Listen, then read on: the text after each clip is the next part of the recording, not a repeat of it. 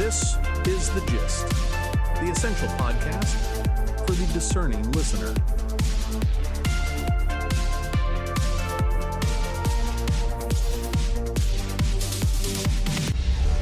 Welcome to The Gist. It's Monday, June the 15th, 2026. I'm John.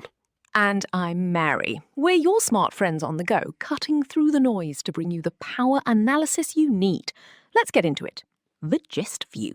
Today's headline: Washington and Tehran say the Strait of Hormuz is open for business. But if you look at the water, the ships aren't moving.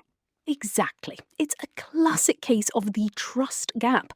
Politicians can sign a paper, but the people who actually move the goods, the insurance companies, don't care about press releases. They care about risk.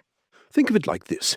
If your house floods twice, you don't lower your premiums just because the neighbours promised to stop playing with the garden hose. You keep those rates high until the water is gone. That's the core insight today. In our current landscape, formal treaties don't erase risk, they just move it around.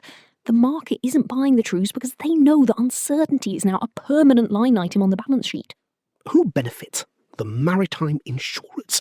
They're holding all the cards because they're the ones deciding if it's safe to sail. Until they say go, the diplomats are just talking to the wind. The global overview. Moving to the markets, it's a big day for distribution. Fox is snapping up Roku for $22 billion. This isn't about making better TV shows. It's about the remote control. Right. In the old days, you competed on content. Now you compete on the gate. If you own the interface, the platform, you win. You become the toll booth. Fox doesn't want to just create the show. They want to own the screen you watch it on. It's a defensive move. They're building a moat against tech-native rivals. Speaking of infrastructure, look at SpaceX. Their stock is up again. The market has stopped treating space like a sci-fi dream.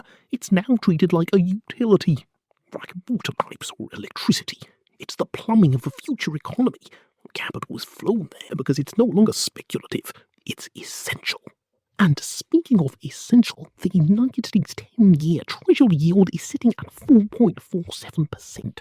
The market barely budged on the Iran-US news. That tells you everything.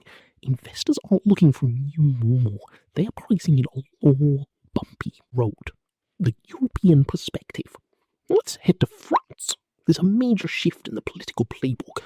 Marine Le Pen is pushing Jordan Bardella to the front, and she's actively shedding the radical Frexit-style rhetoric. This is institutionalism. They aren't trying to burn down the house anymore. They are trying to move in and own the deed. It's a calculated trade. They're swapping ideological purity for electability.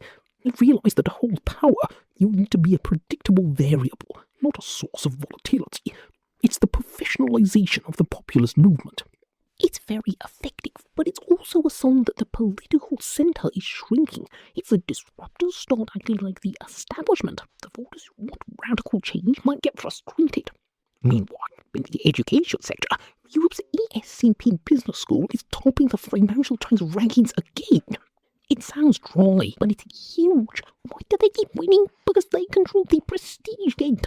They are the filter for the financial sector's leadership. If you want a top job in European finance, you need that stamp of approval. It shows that despite all the talk of cake disruption, the old-school credentialing system is still the only way power is distributed. It's the Continental Boys Club upgrade. It is the structure update that when you and keep the careful flow into the banks. Sort of. So, what's the 10% today? The temperature is holding caution. Innovation is moving towards infrastructure and utilities, the boring essential stuff. Politics is shifting towards professional endurance. Markets are skeptical with in-view that doesn't come with an insurance policy attached. Basically, everyone is pulled off of their position. Nobody is better called software tech. We'll be here tomorrow to break down how that turns out.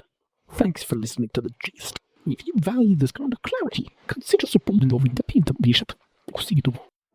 The Gist, News Digest, and podcast are entirely written and produced by artificial intelligence. The Gist is out 3 times a day, every day, providing you with a liberal perspective on what to expect next. For more information and donations, visit thegist.online.